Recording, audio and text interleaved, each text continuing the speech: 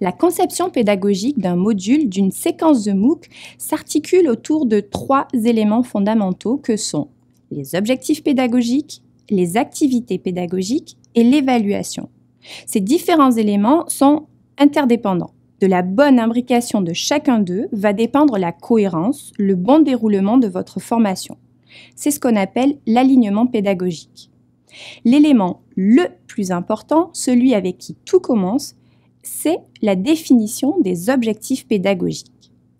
Pourquoi définir des objectifs pédagogiques est-il si important ? L'objectif pédagogique permet de savoir où l'on va. C'est en quelque sorte notre destination, là où on souhaite amener nos apprenants. Votre destination doit être la plus précise possible pour que personne ne se perde, ni vous, ni vos apprenants. L'objectif, c'est la cible à atteindre. L'objectif pédagogique permet de choisir la bonne méthode, la bonne activité pédagogique qui permettra d'atteindre l'objectif. C'est le comment on y va, avec quels moyens, quel parcours, quelles étapes. Enfin, il sert à vérifier qu'on a atteint l'objectif. Il facilite l'évaluation. Il permet de valider si la destination initiale prévue est atteinte. L'objectif pédagogique sert en quelque sorte de feuille de route pour votre formation. Il balise les différentes étapes à franchir pour atteindre le résultat d'apprentissage souhaité.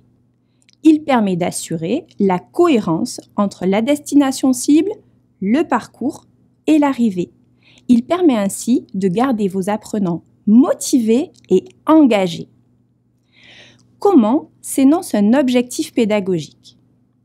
Un objectif bien formulé doit décrire de façon la plus précise possible les savoirs qui seront acquis et les compétences qui seront développées au cours de la séquence du module du MOOC.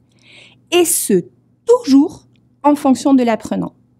L'objectif pédagogique doit pouvoir être atteignable, observable et évaluable. Petite aide, un objectif pédagogique doit pouvoir faire suite à une phrase simple. À la fin du MOOC, du module, de la séquence, l'apprenant sera capable de, toujours suivi d'une phrase débutant par un verbe d'action à l'infinitif. L'utilisation du verbe d'action est primordiale, car une action est atteignable, observable et mesurable. Par exemple, à la fin de cette vidéo, vous serez capable de formuler un objectif pédagogique. Mon objectif est que vous soyez capable, de façon autonome, de rédiger vous-même vos objectifs pédagogiques. Mon objectif est atteignable, observable et évaluable. Mon évaluation est déjà dans mon énoncé. Je vais vous demander de formuler, d'écrire vos objectifs pédagogiques et à partir de là, nous pourrons vérifier si l'objectif est atteint. Pour vous aider dans la rédaction de vos objectifs pédagogiques, nous vous proposons la taxonomie des processus cognitifs de Bloom. Cette taxonomie propose d'organiser, de hiérarchiser différentes habiletés cognitives plus ou moins complexes qui entrent en jeu dans le processus d'apprentissage. Ces habiletés cognitives sont classées en 6 niveaux. Mémoriser, comprendre, appliquer, qui font appel davantage à de la mise en pratique, analyser, évaluer, qui implique de la réflexion, et enfin créer. À chaque niveau, Bloom propose une série de verbes d'action. Ainsi, l'intérêt de cette taxonomie est double. Tout d'abord, de mettre à disposition une boîte à outils pour énoncer clairement vos objectifs pédagogiques. Et également d'identifier le niveau des capacités cognitives sollicitées par vos objectifs pédagogiques. Situer à quel niveau votre objectif se trouve dans la taxonomie vous permettra de développer des activités pédagogiques faisant appel à des habiletés cognitives de même niveau que celles que vous souhaitez développer chez vos apprenants. Cet alignement entre objectifs et activités de même niveau cognitif permettra de favoriser la lisibilité, la cohérence de votre parcours et facilitera ainsi l'apprentissage en optimisant l'atteinte de votre objectif. À chaque niveau correspondent des activités plus spécifiques. La prise de notes est plus adaptée pour la mémorisation que pour l'analyse.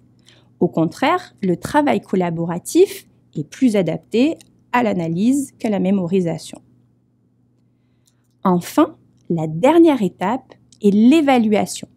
Vous pourrez concevoir une évaluation qui oblige les apprenants à engager chaque verbe de vos objectifs pédagogiques, une évaluation qui mobilise le même type d'habiletés cognitives travaillées durant vos activités pédagogiques.